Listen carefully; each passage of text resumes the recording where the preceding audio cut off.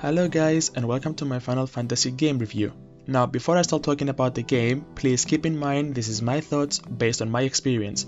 If you agree or disagree, it's completely fine and I would love to see your thoughts down in the comments below. With that in mind, enjoy the video. Final Fantasy VII Remake is a game that was anticipated by many for what it seems like forever. I believe since Crisis Core on PSP, after the credits where it says the story of Final Fantasy will continue in Final Fantasy VII. So let me just say, this game is amazing. I really loved it and it's a game I'll sure be replaying over and over again. The story of the game is the events of Midgard, from exploding the sector reactor to preparing for the next journey. This whole concept is expanded in 18 chapters. Please allow me to go into further details on why this game is spectacular. Starting with the characters. Every character looks fantastic, and not only based on their looks, but their personality as well. Avalanche members like Jessie, Biggs and Wedge got so much character development that you want to see more of them throughout the game. You learn about their dreams and backstories in a very beautiful way, and you really want to help them achieve their dreams. It becomes way more tragic when you know what's gonna happen. To make things worse, being a remake, it means you know how things are going, however, with the Whispers being a new thing, destiny keeps on changing and you are kept at the edge of your seat throughout the game.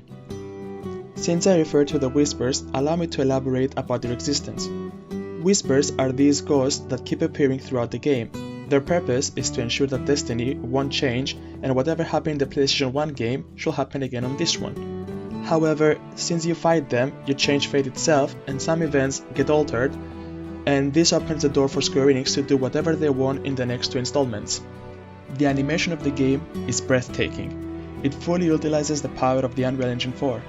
Whether we're referring to in-game graphics or CGI cutscenes, it's all spectacular. I believe that you can see it for yourselves in this video or any other Final Fantasy VII related video, unless you already experienced the demo or the game yourselves. There are a few textures at times where some item looks low quality, but you can count them at the palm of one hand. The world itself looks alive. The game only takes place in Midgard, however Midgard is full of life. I spend a lot of time walking around the streets, looking and hearing about their lifestyles, fears and hopes. I tried to explore every corner in the world, climbed every ladder, squeezed in many alleys, and generally looking around. I should also mention you can get music disc from for your pickup. Obviously, interacting with NPCs, it will allow you to pick up some side quests. The side quests are really interesting. They can be summarized as go in that area, kill the monster, go there, find the item and retrieve it, go there, talk to the person, or even go there and play a minigame. And that is me fully simplifying them. Doing quests rises Cloud's fame, so the more you do, the more side quests you will get. Most of the side quests trigger amazing cutscenes and powerful materia. I would highly recommend you do them. However, if for some reason you are rushed to finish the story, the game will allow you to go back and play them once you finish it. You'll be allowed to select chapters and play the side quest. Now, I mentioned that some side quests allow you to play some minigames, so allow me to talk about the minigames. My favorite one has to be the dancing one. I was caught by surprise when Cloud started showing off some of his dancing moves during the Honey Bee part of the story. It's a real nice minigame where your character is dancing and you have to press the right button at the right time. Don't get confused though, it's not like Guitar Hero. You see the characters literally dancing and there are some squares that are popping up left and right, and you see a small pixel approaching them, and that is when you have to press them. The camera angle can really confuse you. The reward of the game will be the dress that Cloud gets to wear. Close second is the bike game. While driving a motorcycle, you are asked to slice and guard against plenty of enemies, including bosses. You have an HP that you have to keep it up. Some of them will reward you with achievements and some of them will just to proceed the story. Squats and pull-ups for me was the toughest one. More specifically, pull-ups for Tifa. It's a game where you have to follow and repeat a pattern of buttons. You're facing against an AI. Another minigame is the Arena Coliseum and Battle Simulations.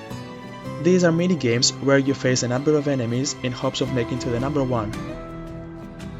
Last but not least, Darts and Wreck the Box are minigames that you try to place first in a top 10 list by gathering points. The box game, you're attacking the crates to earn points, and the dart game, you aim at the board, and when perfectly timed, you get more points. I should also mention that there are plenty of puzzle games that you have to solve in order to proceed with the story. However, I do not particularly consider them as minigames, but they are there available for you. The combat of the game is amazing. There are two types of combat, classic and normal. I haven't done much of classic, but in it, your characters are controlled by an AI in terms of attack, block and dodge, and you can only control their abilities, magic and items. Normal mode is a real-life action battle. You control attacks, dodge, blocks, abilities, everything. It is also worth mentioning that you control every hero you like during the battle. Surprisingly, I found myself preferring Aerith. Aerith and Barret are long-range heroes with magics and guns, and Cloud and Tifa are close combat with punches and sword. All of them can use long-range magic attacks, and Barret can use a melee weapon if he is equipped with the Wrecking Ball hand. Materia can be equipped on weapons and accessories, and the more you use them, they level up, and when you cast them, you can use the keypad in order to use the evolved form of the spell, but it will consume more MP than usual. Every often, heroes are given weapons throughout the story, market, or boxes. Every weapon has its own ability that you can use. Once the skill related to the weapon is maxed out, you are capable of using that skill with a different weapon. Giving and receiving damage will fill the limit bar to use limits, and the summoning bar to summon creatures to help you in battle. Every summon is unique and I recommend checking them.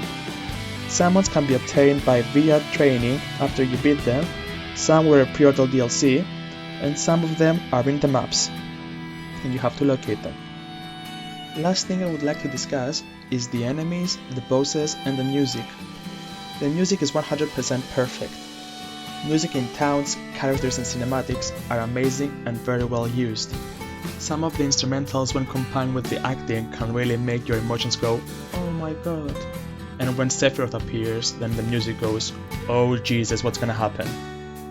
Finally, battle music is also interesting and it tends to the tone of the battle. You can tell when you're fighting small mobs or an actual boss. Speaking of bosses, they're all well designed and recreated for the PS4. All of them have different phases that require different sort of strategy. Bosses range from giant robots to monsters to humans to one-winged angels.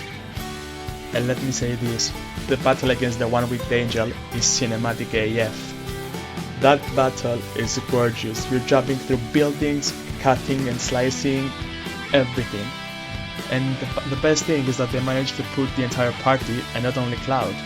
Some of them may find that negative, but since it's not the entire final battle, like including the sequels, I feel like it was a great one to go with the band. To sum up, Final Fantasy VII Remake is one of the best games I played. I highly recommend it. It is episodic, so 2 more games are expected, but this feels like a complete game itself. Picture it like Lord of the Rings, where the first movie was 4 hours long of a bigger project where they managed to give you an introduction to the heroes, the world, the goal, and the mission to be acquired. In this game, it's 40 hours, at least for me, and you learn some of the characters, you learn the world, the lore applied to it, you tackle the game story with the conclusion of the group finally joining for their common goal, and that is stop Sephiroth. As previously mentioned, story elements change significantly and new stuff are also added because of the whispers, and one major change was, spoiler alert, the survival of Zack Fair, my favorite game character ever created. I can't wait to see what his involvement will be in the story.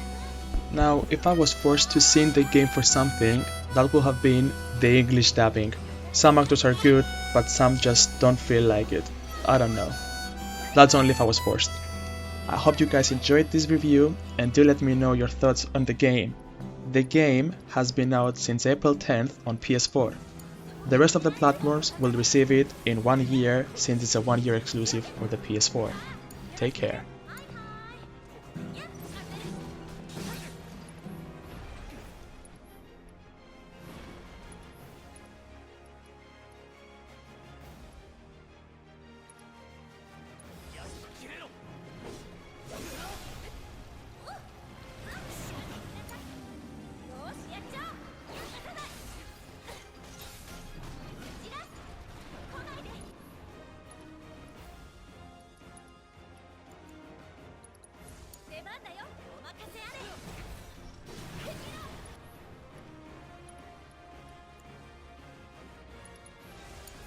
大丈夫？冷たいよ。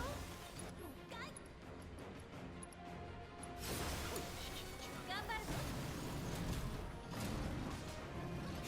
よろしくね。頑張るね。